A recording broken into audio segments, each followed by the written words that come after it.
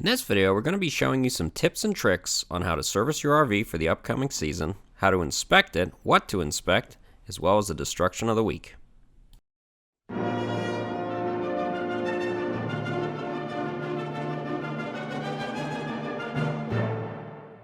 With the winter months coming to a close, you might be thinking your RV is going to need serviced, and you might want to do it yourself or bring it to a dealer and see what they do when they service it. So we had a customer bring their 3126 to me to have me service it, and I thought I'd go over what I do and what I look for. Before I start that though, I wanted to say thank you to Jason, Jeffrey, Kirk, Colby, Sid, Joshua, Robert, and William for sending donations to adeptape@yahoo.com on PayPal. So first thing I like to do generally is drain the oil out of the engine, and I like to do this hot. If you don't do it hot, you're not going to get as many contaminants out of the oil, because while the oil is hot, it's going to drain easier since it's thinner, and it's going to remove more contaminants. So always remove the drain plug. Obviously, I try to pick the lowest spot on the pan that there's a drain plug, because typically these pans will have a couple different drain plugs. This is the lowest spot, so we get the most oil out. I like to remove the drain plug and inspect it as well. Make sure the threads are in good condition. If there's a magnet on the end, which this one does not have, look for any metals and check the condition of the O-ring. I always recommend replacing the O-ring as well if you have a new one. And next thing I generally like to do is I like to stab the oil filter. This does a couple things. One, it drains all the oil out of the oil filter and the oil filter housing before trying to remove it. This makes removing it easier and a lot less messy. And in general, especially if the oil's hot, it's going to cool down the oil filter faster as well, so when you take it off, it's not super hot. Those will drain generally for about 30 minutes, and while I do that, I like to inspect the batteries. So these are your house batteries, deep cycle batteries, and these are the chassis batteries on this particular RV. And I like to look at the date stamps if they're still on there. These are manufacturing date stamps, so these are fairly new. And I like to check the connections, make sure they're not loose, make sure there's no corrosion on them. If there is, I like to put some sort of battery saver on the connections just to verify and make sure that it slows down the corrosion. Now, the deep cycle batteries tend to last longer, and they are from 2017. These are also serviceable, but we're not going to be messing with the acid. They test okay because we checked the house batteries and got good voltage. Now, while this is draining, as you can see, the pan's almost fully drained out. I like to take a look at the engine block and look for any signs of leaks. Just do a quick inspection, see if anything pops out. This one does have an oil leak here at the back. And if we go to the other side of the engine, you can see that it's actually the rear structure that bolts to the engine block. And here it is. The starter was removed by me because we were changing the starter. And the leak's not horrible. It's not dripping a lot, but it is wet. Just looking for any other leaks, anything that looks off to me. You can see some of the lines for the engine, for the Huey system. Coolant lines, power steering lines. They look fairly dry. Power steering pump looks like it has some sort of a weep, but it's not dripping, so not really that much of a concern. Just some residual oil from the rear structure leak. The transmission is dry. That's really good. Also going to be servicing the transmission here. Not really going to be going into detail on that too much, but I am going to be showing you how I like to fill them because it can be a real pain on an RV. This is the dipstick tube and the fill tube here. The bolt is tight. It's dry. No leaks. It's not loose. That's good. And this one has hydraulic disc brakes. So the parking brake mechanism is here. It's on the drive shaft. Just take a look at it real quick. Make sure nothing's loose. Make sure that there are actually brake pads in the parking brake drum there, which there are. And it doesn't look wet, anything. It looks pretty good condition. Going to the drive shaft here. RVs generally have super short drive shafts. I like to grab them, try to spin them, see if anything's loose, anything clunks, anything looks weird, any shiny spots on the drive shaft and the U-joint itself. That generally indicates wear. And looking at the differential here, you can see we do have a leak here on the yoke to the differential. It's not dripping, it just looks wet, but obviously there's a slight leak there. Looking for any other wet spots. We'll need to notify the customer that there is a slight leak here at the front of the differential. Now we're still in the rear of the coach. We're actually in front of the differential now, and we're looking at the rear sway bar. And these are known to loosen up over time. They have these long bolts generally with a large spacer and then bushings around it, rubber bushings. And they tend to be loose. Now this bolt's not loose. The spacer is loose though, which means either the bushings have worn or the bolt has loosened over time. I can't tell you how many of these I've checked and they are not tight. So this on this side, which is the driver's side, super loose. So these will either need tightened or most likely the bushings will need replaced. Very common to find that. Now we are getting to look at the brakes here. Generally, I like to grab the rotors, make sure there's no big wear grooves or anything in them. Check the pad condition. These have pretty good pad life left. I'd say it's probably about 60% of the pad life. It's a little less than half an inch. Generally, if you get to quarter or less, not doing too good. Check the U-bolts here for anything loose, holding the differential to the suspension or the frame. Check the other side. Same brake pad, should be about the same amount of wear. Check the rotor. Look for any wet spots around that. That would indicate a wheel seal leak. Look at your shocks or struts. Make sure the bushings aren't loose. They look like they have been replaced, the shocks themselves. So you can see we're pretty much done draining now. The filter is merely a drip. Same with the oil pan. It's done draining. So at this point, we will usually, or I should say, I usually remove the oil filter and install the drain plug back on it. Now, if you're doing this yourself, of course, you could leave the drain plug out overnight or whatever. You get a little bit more oil. You can see I've replaced the drain plug O-ring. And I always torque drain plugs. I'm probably one of the few people that does that. And whatever the specification is, I just kind of go whatever the middle of that is. Now, this is a large drain plug compared to like a car or something. It's a 3/4 thread plug. And you might think it torques to quite a bit, but it doesn't. It only torques to 40 foot-pounds, which is the same as pretty much a 10mm bolt. And the reason for that is you have to remember most of these pans are cast aluminum, so you don't really want to over-tighten them very much. People do that all the time. And if you strip the pan out, you're basically going to be replacing an oil pan, which is super expensive. So we're just going to torque it. I usually torque it and then check it a couple times. And like I said, I'm right around 40 foot-pounds here. And once it is torqued, you are ready to put oil back in the unit, but I'm going to take the oil filter off before we do that. So that's torque ready to go. Usually torque stripe it as well, just to let myself and let anyone else know that, hey, this thing was tightened properly. So that is ready to go there. Now, if you think, hey, maybe this guy needs a new camera or something, my camera's actually fine. It's you got to remember the conditions I'm usually working in are extremely poorly lit. I actually have a big spot lamp hitting this section of the engine. I also have a headlamp, and I have the camera's light on as well. So that can be why sometimes it's hard to see what I'm doing. I try to light it as best as I can, but it's very difficult in these conditions. So now we're going to remove our oil filter, and I really like the band style strap wrenches here. I do have the claw type as well, but I got to tell you, I almost never use them. The band type, for a couple reasons. One, they're smaller. They swivel, which would help surprisingly quite a few times. And the biggest problem when you're doing filters, at least these style filters, not generally the leverage you need, but more the grip. And the claw type don't grip as well, and you almost always need two hands to grab them. Whereas the band type, it will grab itself and they'll get the best grip you can. Now, you don't get a ton of leverage, but in general, unless someone way over torqued it, you don't need a ton of leverage. I do have some half-inch drive band types, those. You could actually use a breaker bar with them. That's if they're super tight, and usually on the bigger filters for like a C15. So old filter is off. It's a Napa filter. Not a big fan of non-cat filters, but whatever. So make sure the old O-ring is not stuck on there. There's no damage to the threads or anything. I'll do a quick zoom in here, see what I'm looking at. So you can see the filter's been removed. I don't see any visible cracks. The O-ring's been removed. The threaded portion for the filter is tight, not loose, not damaged. And we're just looking at our water pump here. You can see there's a little bit of an oil leak at the oil filter housing there. Checking the hoses, they're tight. Water pump belt, this has a separate water pump belt. It's tight, seems to be in good condition. There's the oil leak I was talking about.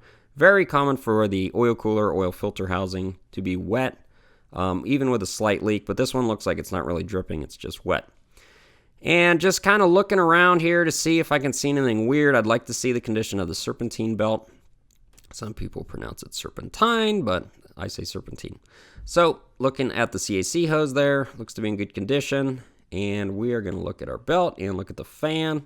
Shroud looks to be in good condition. These shrouds are actually extremely expensive. If you've never sourced them out, they're fiberglass. They can be several $100s actually, so be careful with those if you're ever working around them. Belt's in good condition. Looks like all the ribs are there. It's not ripped or frayed. There's our CSC hose, no holes in that. And lower radiator hose here.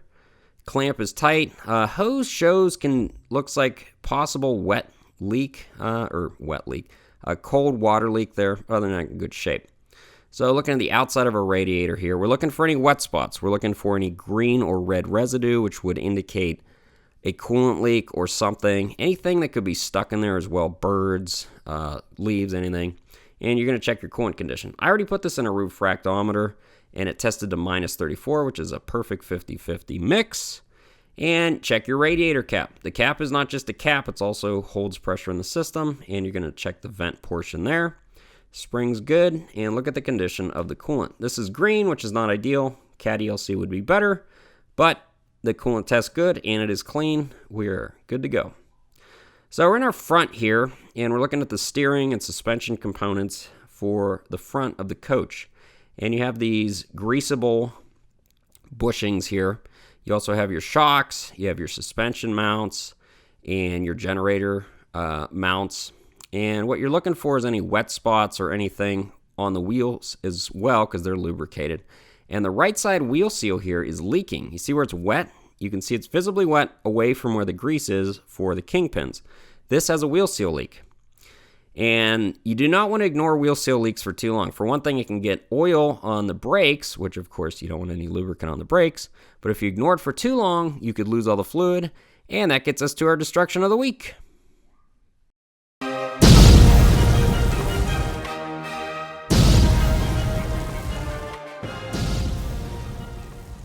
So we had this truck come in, and they said, hey, something's going on here. So it's a rear dual axle with a raisable tag axle in the back.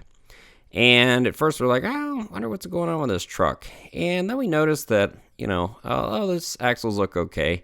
But something appears to be missing on the tag axle. Oh, well, that's not good. Looks like most likely the bearing of the nut failed and the entire wheel assembly came off. Hopefully this wasn't on the freeway or something. This could kill someone easily. Really bad news here. So getting back to our RV, we're basically under the driver's seat now, and we're looking at the steering components. You have your pitman arm, you have your steering box, looking for anything wet, anything loose, and kind of like the drive shaft, I just like to grab all the components, move them if you can. There's a grease zerk there. We're going to get that later. I'm going to be showing you how to grease stuff. I'm not going to show you how to grease every single grease zerk, just one of them, and then every grease zerk you see there. So there's a little, basically, drive shaft with U-joints for the steering system as well. You want to make sure those are not loose or broken. This has hydraulic brakes, which has this little pivot point here. And one thing I did notice is, you see this? This is supposed to have a retaining washer and a large pin. It does not, though. The pin's basically broken off, only a piece of it left there, and the retaining washer is gone. If this were to fall off, they would lose the ability to brake other than the emergency brake or parking brake. So definitely that's something they would want to get fixed soon. Checking your brakes here, same as with the rear. They are hydraulic disc brakes. Looking for anything broken, loose, weak. Also, remember, while you're under this, take a look at the tires. They're the only things that contact the road. You want to make sure you don't have any unusual wear. You want to make sure you don't see any missing lug nuts. You don't want to see any bulges, tears, anything puncturing the tires.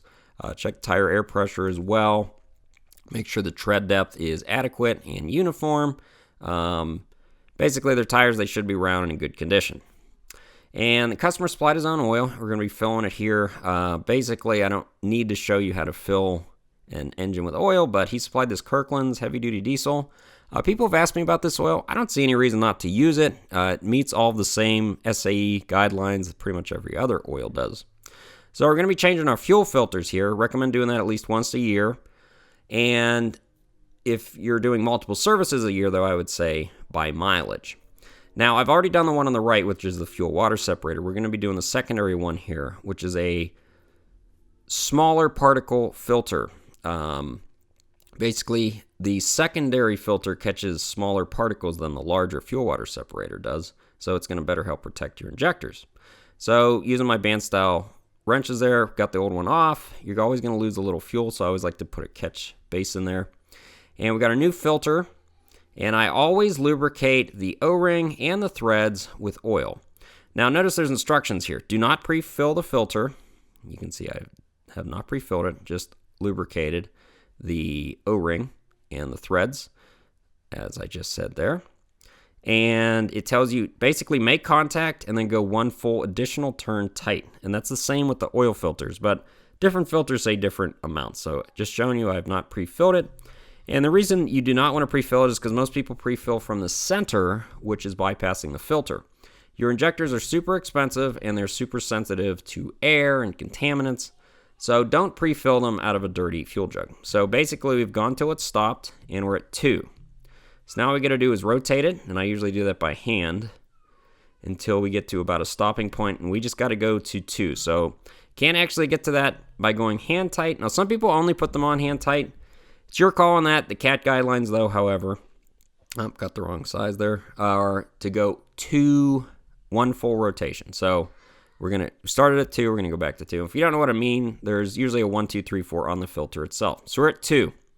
Now the problem is what's inside that filter? You might be saying, well, nothing. Nothing is incorrect. There's actually air in the filter. And air, if it gets into your injectors, can actually damage the injectors if it runs with air too much. It's meant to have fuel in there. So what we're going to do is we're going to back off the filter a little bit. And this one, unfortunately, doesn't have a very good hand priming pump. It has like this little plunger OEM style one, not an actual CAT one. You could mount a CAT style hard hand priming pump on this. That would give you much better pressure. But unfortunately, that doesn't have this, so we're just going to be priming this by hand this way. So what I'm doing here is I'm going to back off the filter, and I'm going to speed this up by 300% because this takes about 2 minutes to do. But you're going to back it off until you have a little bit of a gap between the seal and the housing, and then just keep pumping away until you start to get a good amount of fuel out of the filter itself. And you'll see here it'll actually spray out. But once it sprays out, you know that, and there's no air bubbles in it, that you have basically primed this fuel system, at least the filter portion, and you're ready to go. Watch this. See? That was not aerated either. That was just pure fuel. So the filter's been fully filled, and I did this, basically you're doing the same thing as you're using that pump. You're priming the primary filter while doing the same thing. And once they're primed, you're just going to go back to where you were before, which was number 2. Now, do you need to tighten it first, then loosen it back up? No, you don't. I just kind of showing you in kind of reverse order. But anyway, it's going to be fully tightened. And then I like to wipe everything down, spray everything down. You shouldn't have any fuel residue or anything left over here. You know, if someone was working on your vehicle, you wouldn't want them to leave a big mess all over the place. So I try to not do that either. Spray everything down with brake clean. Not only that, if there's any sort of leak or anything, if you clean everything off, you're going to see it right away. Because if you leave everything a big mess, you won't notice if there's a leak. So just brake clean everything down. It doesn't leave any residue. And then you will be good to go. And we're getting pretty close on this service. We've done the fuel filters. We've done the oil. We just need to install a new oil filter. And then we are pretty much done with the engine portion. Like I said, I was doing the transmission as well, but I'm only going to show you how I fill that. So after that, I installed a new CAT oil filter here, and it's the same thing. I lubricate the O-ring, I put it on till it basically stops, and then go an additional half or full turn. So the transmission is really hard to fill on these particular style coaches because the fill and dipstick tube are the same, and they're almost flat. So unless you have a really weird funnel, you won't be able to pour any in there. Not only that, it's hard to get it to go in there. So I use this little Jabsco drill pump. It works really, really good for this. And basically it'll push about a gallon a minute at about full drill speed. Now about half drill speed, about, minute and a half, will empty one of these gallon jugs of synthetic transmission fluid. And I've used this for coolant as well. If you are using it for different fluids, you obviously want to purge it a little bit before swapping fluids. But you can see here, it's going to fill it up and not make a huge mess. So if you have trouble doing that, I recommend this little pump. Speaking of pumps, we're getting to our grease gun here, which is just a grease pump. And I like the pistol grip ones way better than the two-handed ones. I also have been using this Lock and Lube, which it's actually quite expensive. I think it's $40, but my gosh, I hate greasing stuff, and this makes it quite a bit easier. The hose is twice as long. I have a pistol grip and the lock and lube. It's about as easy as you get when it comes to greasing, even though it's still difficult. So I'm going to be showing you how to grease this rear U-joint here. Anything with the Zerk's going to get grease. So the lock and lube works by pulling that little trigger back, and then it grabs the Zerk, and then you pretty much cannot remove it once it's on there. Now, it still can leak if it's a really weird angle, but as long as it's fairly straight, it'll grab. The only downside to lock and lube, it's a little bit thicker than the standard push-on one, but generally it's not a problem. So usually a few pumps and it's going to start purging. This one looks like it hasn't been serviced in quite a while, and the reason for that is the grease that's going to come out is pretty much straight jet black, and it took quite a few pumps before it purged. Now normally I just go until I start to see grease pushing out. That basically means right there. So I usually stop right here, and the reason for that is that means you filled the cavity and you're starting to push out the old grease. On this particular one though, I would say pump it several more times until you start to see your new grease coming out, because it looks like these have not been serviced in a very long time, just based on the condition of the grease coming out of there. So the front actually looked much better. The kingpins and stuff were in better shape. This is the grease I like to use, 4526001 CAT Extreme Application Grease number 2. It's a calcium sulfonate grease. Really good temperature range, 5% molybdenum content, pretty much resistant to almost everything except, alien invasion. So that's the grease I like to use. Here's a couple other things that I found while doing the service. So the filters that came out of the transmission, 2007. That was the last time those filters got changed. So really glad he decided to service this, because those filters are not doing much good for that transmission. One of the other things I looked at was the exhaust system, and you can see here that the muffler is actually rusted all the way through. There's actually a hole in the muffler. Definitely want to get that changed. Hope you guys learned a lot, and thanks for watching.